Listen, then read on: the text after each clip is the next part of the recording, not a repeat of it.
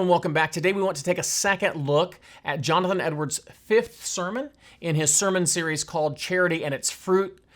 This fifth sermon is on 1 Corinthians chapter 13, verse 4. Charity envieth not. And so the big idea here is that we ought to love so much that we push out our love for God, our love for others will push out envy. And if we push out our envy, we'll be happier. We're going to be happier people if we do not envy others. And so that's the big idea in this section. One of the things that Edwards wants to say in this section here is that Jesus did not envy others. He didn't envy the circumstances that others had. We may remember Jesus' life. He started out humbly born in a manger, and then as he grew up, he was not among the wealthy. He didn't have a place to lay his head. He traveled around. He probably didn't eat at the finest food that there was. And what we don't see Jesus doing is saying, well, if I just had a little bit better food and a little bit more money, then my life would be happy. Rather, Jesus did not envy those who had more wealth or better food than he did. He was quite content with what he did have. The other thing that we see Jesus doing is that he had ministry in which he was quite successful in many ways. He did many mighty works, and yet he says to his disciples, "You'll do greater works than me."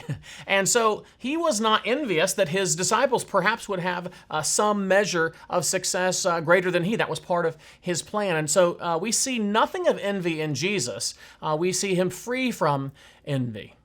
One of the ways that Edwards wants us to see that we can push away envy is to have a strong love for God. A strong love for God will push away envy. It pushes away envy at least in several ways. One way is because the Lord commands us to not envy, and if we love the Lord a lot, we will want to obey all of his commands, including the command to not envy. So a strong love for God will help us in our battle against envy.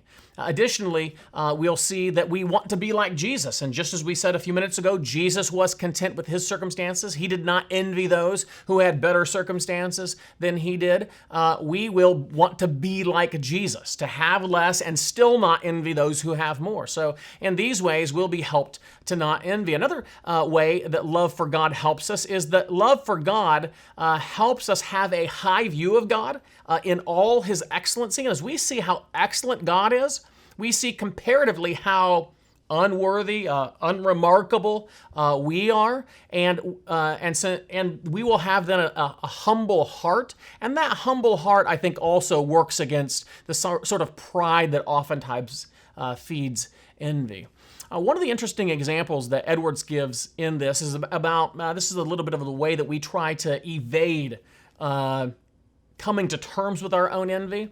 He gives an example of imagine that you have a friend, maybe that friend that you grew up with, and you both started out sort of humbly, and now he's really succeeding, and this person now is really succeeding, and you look at that person and you say, that person is really succeeding, but it's really getting to his head.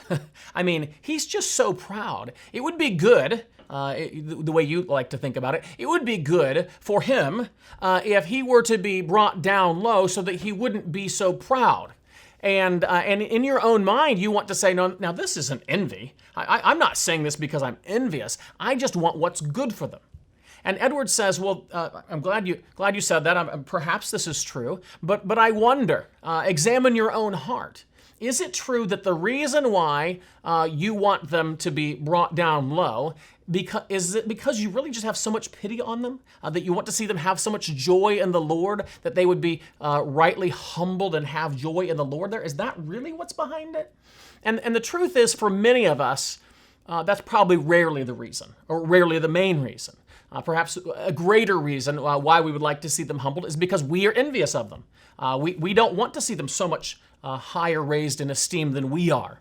And it's just being honest with yourself to recognize that even if you feel like you have a good reason for wanting to see someone brought low, the truth be told, when you examine your own hearts, there's oftentimes an ugly reason in your own heart. It is envy. It's envy of their situation and you wanting to be having the prominence and not them having the prominence. And Edwards just helps us think through and be honest with ourselves. Sometimes we just find so many people who are just quite sure that the way that they feel about that person or the way that they think about that other situation is right. And Edwards forces us to examine our own hearts and to see, is there sin in what I'm thinking and what I'm longing for? And when we see that sin, we should confess it and turn away from it. Well, we want to come to the end of this video just to say that Edwards just wants us to see the ugliness of envy. And as we see the ugliness of envy, we should want nothing to do with it. We should want to put away envy. And at the same time, we don't just hold out the ugliness of something, but we put out the beauty of the opposite. And Jesus and God himself is the opposite of the ugliness of envy. He is generous, he is kind, he rejoices in the blessings that others have. And we want to be like Jesus. We want to put away the ugliness and rejoice. Again, when others rejoice and when others succeed, we want to rejoice with them. And if we rejoice when other people succeed instead of just be envious of them, we will have a happier life. We will be more joyful. If you basically say the only way I can be happy is if nobody around me has any success at all, potentially you're in for a very long life of misery because you've set up a foolish system. That you can only be happy if nobody succeeds more than you do. But if you don't succeed and others do, you'll be in much bitterness, much unhappiness.